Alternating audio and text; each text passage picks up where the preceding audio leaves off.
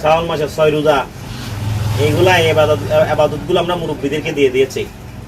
রমজান মাসের ইতিকাফ, এগুলো আমরা মুরব্বীদেরকে দিয়ে দিয়েছি। তারপরে মাঝরাতে সালাতুত তাহাজ্জুদ, এগুলো আমরা মুরব্বীদেরকে দিয়ে ফেলেছি। মাগরিবের নামাজের পরে সালাতুল আওয়াবিন, এগুলো আমরা মুরব্বীদেরকে দিয়ে ফেলেছি। এরকম কিছু ইবাদত আমরা কাদেরকে দিয়ে ফেলেছি? মুরব্বীদেরকে। মানে এগুলো সমাজের মধ্যে আমরা রসম করে ফেলছি, এগুলো মুরব্বীরা করবে, আমরা যুবকরা না। এগুলো আমাদের ইবাদত না, এগুলো মুরব্বীদের ইবাদত। অথচ এই ইবাদতগুলো করা দরকার যুবক বয়সে।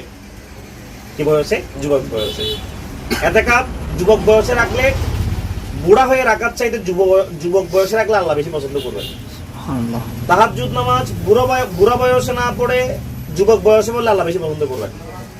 সালাতুল আওয়াবিন নামাজ আপনি বুড়া বয়সে না পড়ে, কখন বুড়া হবেন? বুড়া হওয়ার সুযোগ কি সবাই পায়? বুড়া হওয়ার সুযোগ কি সবাই পায়? এখন তো বেশিরভাগ মানুষ যুবক বয়সে মারা যাচ্ছে। স্ট্রোক করে, হার্ট অ্যাটাক করে, হাঁটতে হাঁটতে, বসতে বসতে, দোকান করতে করতে। আমাদের বাইরে কিছুদিন আগে ওই যে মুরগির দোকানদার, আমাদের কি ওনার নাম কি? যে লিটন ভাই মনে নাকি? লিটন ভাই কত তরতাজা যুবক। ওনাকে মুরগি কিনতে গেলে ওনাকে দেখতাম, মনে কথা বলতো, সালাম কালাম বিনিময় হইতো।